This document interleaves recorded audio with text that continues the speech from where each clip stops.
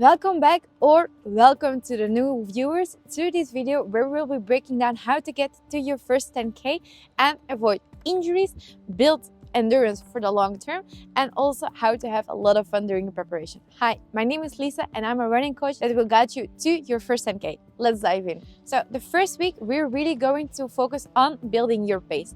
That's why I would advise to not run more than 3 times a week and make your longest run max, but really max, around 6 to 7 kilometers. The pace is really important to run it at a slow conversational pace. With that, I mean that meanwhile you're running, you can count to 20 or sing a part of your favorite song. I would not include too many sprints or interval training yet. The first training block is really focused on this base, but what I do recommend is already starting to add some strength and mobility exercises into your training plan. However, you do not need to be overwhelmed by this. Just 2 sessions between 20 and 30 minutes on a weekly basis can already help you a lot in the long run. If, however, you don't know which exercises or routine you have to follow, just drop me a comment and I will happily record a video for you. Okay, so this week we're going to start increasing our long run a little bit. So the long run is going to be around 6 to 7 kilometers. We're going to keep one very easy run, and also we're still going to do our interval session or pace trainings, and on top of that, or strength or mobility. However, you do not need to do the strength and mobility exercises on a different day. You can also just do them on your easy day. So for example, let's say that on Tuesday is your short run, around 5 kilometers at a conversational pace, and then afterwards you can directly go into your strength session. That way you're not losing a lot of time with all those exercises you should be doing, but you still get the benefits from them. Also, what we're going to focus on this week is that the long run is going to start increasing. So, for example, the first week we're going to do 6 kilometers, and the next week we're going to do 7 kilometers. And if you want, you can also start adding some small accelerations into it just to make it a bit more fun. Now, after all those weeks of training, it is time to give our body some rest. So, during the rest week, I would advise to only do maximum 1 easy run around 5 kilometers and really focus on mobility, cross training, and strength training.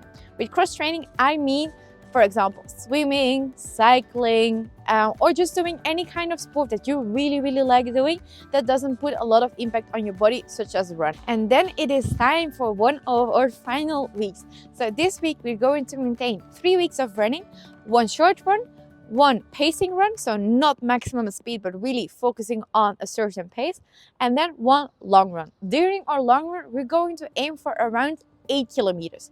Also, during this week, I would really recommend to focus on strength and mobility sessions. However, if earlier you also included some plyometric exercises into your strength training, such as box jumps, jumping lunges, etc., I would exclude them for this week out of your training plan. Woohoo! It is final week, and this week we're going to run 10K. Are you excited? Because I am. This week, what we're going to do is the first session, we're just going to do like an easy 5K, then followed by a slightly longer session around like 6 kilometers. And during those 6 kilometers, we're going to accelerate, not sprint, but accelerate around 20-30 seconds. Just let those legs flowing, let those legs do their thing, what they're used to. And then 1 day of rest, or 2, depending on how tired you feel, and then it is time for your 10K. You can choose to do this or on your own or during a race. If you would like to do this during a race but don't really know how to do it, drop me a comment below, and then I'm more than happy to make for you a video on what to take care of or what to think about when you're doing a race. So now we've talked how to get to your 10K, but let me also give you some bonus tips on how to really make sure that you're not getting injured, and also just some extra tips that I would like to share with you.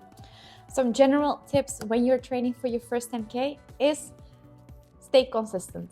Don't try to do too much in 1 week, but try to build consistency. So focus more on consistency rather than perfection. So if 1 week, for example, for whatever reason, you can't do your 3 trainings, but only 2, that's it. Not the end of the world.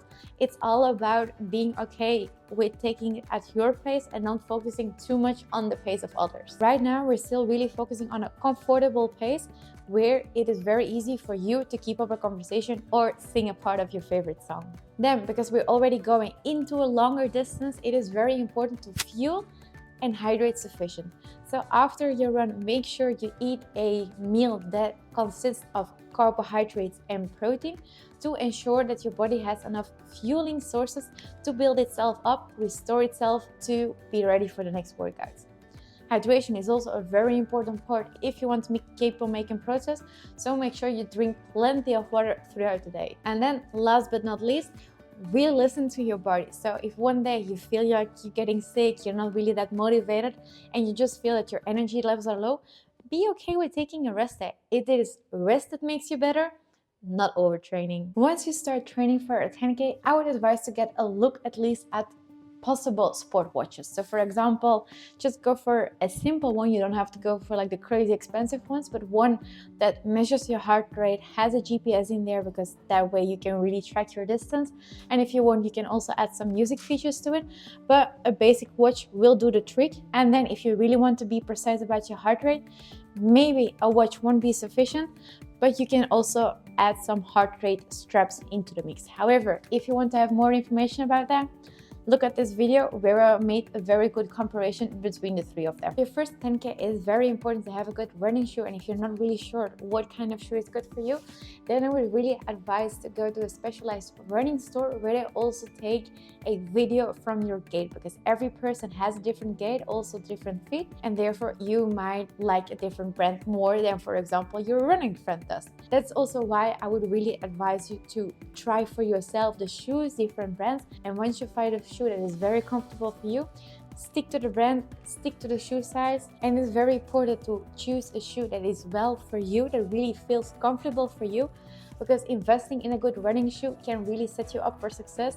and avoid injuries. And at the end of the day, I know running shoes are quite the investment, but an injury costs even more. That's it. I hope you had a lot of fun with this video, also got a lot of information. Best of luck with your 10K, and stay tuned, subscribe and like for the next video where I will explain to you how to run your first half marathon. So see you there.